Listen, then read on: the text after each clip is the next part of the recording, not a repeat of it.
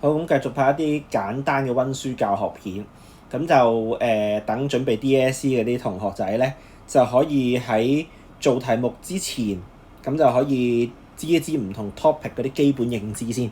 咁之前就已經拍咗 balancing day adjustment，即係prepare a crew 去到 infantry，同埋呢個 control system，即係 band red era。咁都停咗一段時間啦，咁繼續落啦。咁就今次就係 partnership，咁都會分兩條。咁因為係兩個唔同時間點做嘅嘢。咁首先呢條就會講咗 appropriation 同埋個 current account 先嘅。咁首先要理解就係究竟幾時做嘅咧？咁我哋每年年尾間公司咁就正常啦。咁你計個 net profit 係咪？咁普通一個人嗰啲公司都要計㗎啦。咁我哋個 income statement 就計到去 net profit，就係個公司今年賺到嘅錢啦。咁同 sole proprietorship 即係獨資比咧，我哋 partnership 就會多咗啲嘢嘅。咁嗰個就係 appropriation，就係 net profit 下邊嗰橛。咁先講一講先。DSE 通常即係佢可以叫你開咧，就通常都係叫你開個 appropriation account。佢個 require 真係會叫你 prepare appropriation account 嘅。咁記住唔係 T4 唔係 T account， 係落普通 income statement net profit 嘅延續落去。你記住你嘅第一個數值就要係個 net profit， 上邊呢度唔使理啦嚇。咁咧你當你做緊嗰個就唔係叫 income statement， 係叫 appropriation account， 你照寫 appropriation account OK 噶啦。咁第一粒數就會係 net profit。咁要留意第一樣嘢就係好多時呢個數值，即係就算題目俾咗個 net profit 你，呢個數值都要改。咁一般都會楞咗啲 error 落去嘅。尤其是而家 partnership 就冇埋執笠個貨，冇咗 realization， 咁就玩得都實有㗎啦。OK， 咁預咗個 net profit 係會改嘅，咁應該會有2-3個錯誤喺度，咁你就要識得去改翻個 net profit。咁嗰啲就牽涉咗個 correction of errors 啦嚇。咁你個 net profit 改動完先至再做下邊個堆，咁個 appropriation 其實就指緊呢堆嘢啦。咁留意啦。我哋嗰個 net profit， 你記住呢科我哋唔使啱嘅，就算你改嗰陣時你改錯，我當你啲 correction 唔係完整改啱晒。咁但係你要知道，我哋呢啲嘢獨立做㗎嘛，上邊呢個 profit 就算唔啱，你唔會影響到下邊呢啲㗎嘛，所以冇所謂嘅。咁有啲咩係會有機會喺入邊咧？我哋會有3樣嘢嘅，通常 interest on drawing。老細捉咗啲錢走，我哋罰佢利息，因為佢喺公司度咧就抽走翻一啲資金，咁公司咪少咗啲錢營運嘅嘛，咁所以就罰佢利息啦。咁對於公司嚟講就會賺多咗錢，所以就會 add 嘅。你見到係咁，留意就係日期，我哋會由捉走嗰一日數到年尾，數到你個 period end 咁講，因為唔一定係做緊 year end 嘅，可以做緊 quarter end。做緊month end， 即係佢可以係9個月都試過喺 DSE，OK，9 month end 都得嘅。咁所以就總之係做到你個 period end 咧計到，由 draw 走嗰日數到 period end， 咁就會係我哋嗰個 interest on drawing 計嘅月份啦，咁樣樣。咁玩得就一定有月份計，一係就唔玩 ，OK。咁跟住咧就會係 interest on capital， 呢個就因應個老細投資嘅 capital， 跟住計翻利息。咁通常都係攞個 capital 就咁成 percentage 嘅啫。咁當然有特別嘢玩嘅，咁呢啲喺其他片再講。我上堂嘅時候先額外再提啦。咁一般都係攞個 capital 成嘅啫。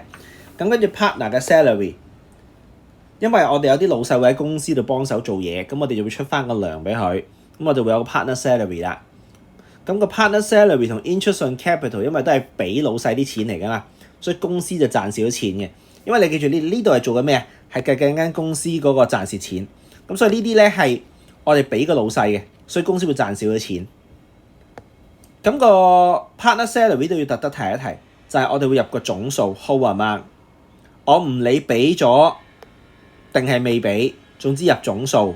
點解要提呢樣嘢咧？因為轉頭講 current account 嘅時候就會有分別。搞掂晒啦，我哋呢粒數咧平時就冇名嘅，你見到。咁呢個咧其實就係我哋改動完之後，即係計完嗰啲嘢之後，真真正正真正嗰個 profit 啦。咁呢個數咧就會分俾啲老細。咁如果係蝕錢就 share of loss 啦嚇，就唔該你記住寫翻個比例，因為咧你呢粒數你知道有機會錯噶嘛。我哋上邊呢度是但一粒數計錯，或者好似我頭先講一開始個 net profit 通常有啲 error 要改噶嘛。咁你係咪有機會錯啊？唔使理，總之你寫咗比例，按翻比例分俾啲老細就會有分執。咁啊，所以一定要寫個比例 ，OK， 記住一定要寫個比例。咁啊，睇清楚你係賺緊錢定蝕緊錢。蝕錢你寫 share of profit 咧，咁呢度唔使諗啊，一定冇分噶啦。OK， 記住呢度就通常有日期啦。咁啊，其實係簡單嘅。總之 appropriation account 你唔好開個 T form 出嚟，唔該你用直式做個 net profit 下邊嗰橛嘢啫，就係個盈利分撥帳。OK， 咁就呢個就係 appropriation。記住幾時做啊 ？period end 計 profit 嘅時候下邊嗰度。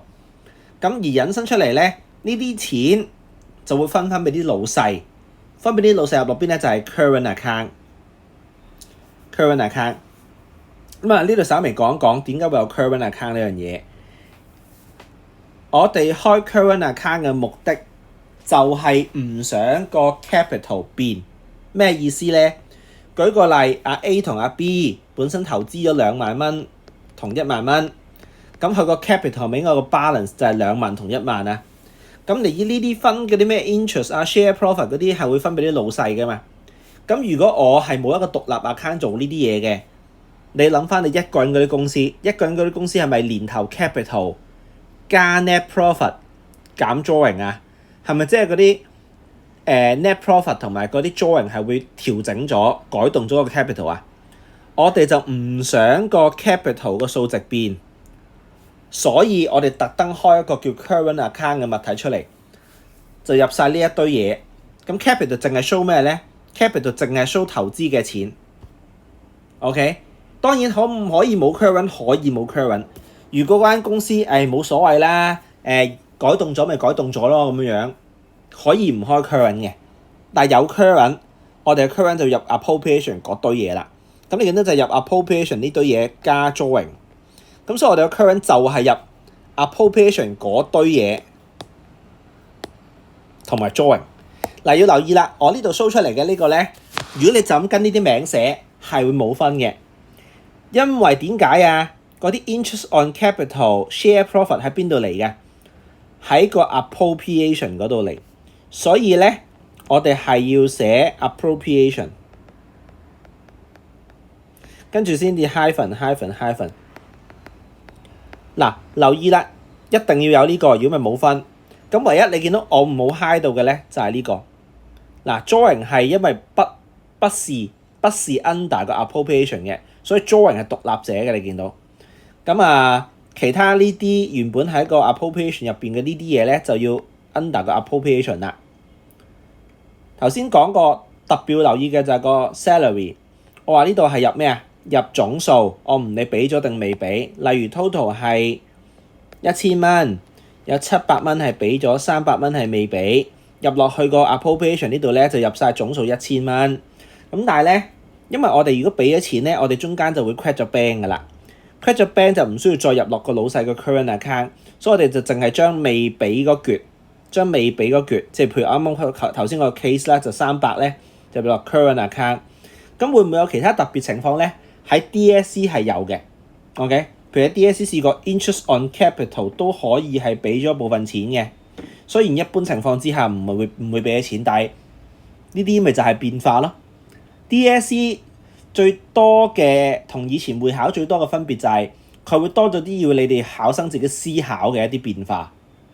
嗰啲係可能你平時做題目好少見，冇見過，就係佢考你嘅應變能力。呢啲係一啲特別啲嘅嘢。咁啊，呢啲就唔喺呢條片度講啦。咁但係就你記住係會可以有啲其他嘅情景嘅。咁你要知嘅就係明個原理，點解會未俾嘅入落呢度？因為俾咗錢就會 credit 咗落 bank account，credit 咗落 bank account 就唔需要再 credit 落去佢個 current account 啦。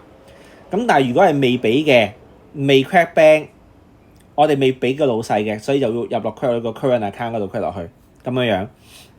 咁啊，基本上咧個 current 係可以正可以負嘅。咁所以小心啲，兩邊都可以有 carry down 嘅，唔一定係正數。current account 同 capital 係同一樣嘢嚟噶嘛？你見到其實係咁，所以咧呢邊就會係增加，呢邊會減少。所以例如我哋獎個利息，我個 interest on capital 獎俾個老細，咪入落呢邊咯。我哋未俾佢嘅人工，咪入落呢邊咯。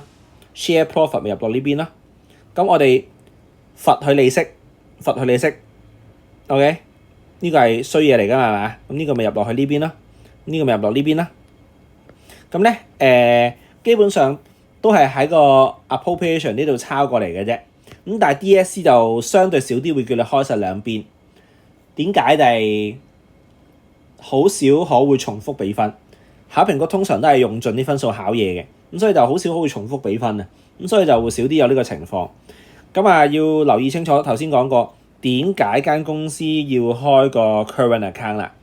咁就因為呢個係可以問嘅文字題，OK？ 呢個係可以問嘅文字題咁樣。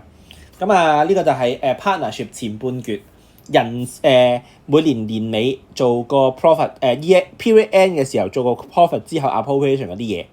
咁啊，呢個係 partnership 第一段。咁之後會有另一條片就講 partnership 嘅後半段。OK？有啲咩問題就歡迎留言查詢啦，亦都係 IGDM 查詢補習詳情。